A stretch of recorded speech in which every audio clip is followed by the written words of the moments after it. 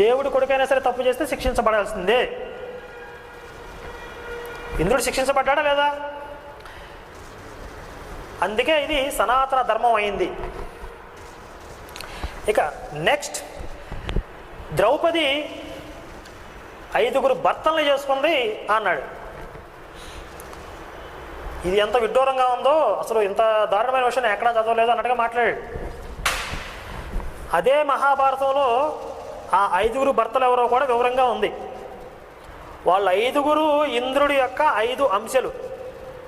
ఇంద్రుడిలో ఉన్న 5 శక్తులే పాండవులుగా జన్మించారు. ద్రౌపది సచీదేవి. దీనికి గత జన్మల వృత్తాంతాలతో లింకప్ అయి ఉంటాయి. మళ్ళీ ఈ ద్రౌపదిని 5 పాండవులు వివాహం చేసుకోవడం అనేది ఆ రోజుల్లోనే ఒక సంశయాత్మకంగా మారిన ఆ విషయంలో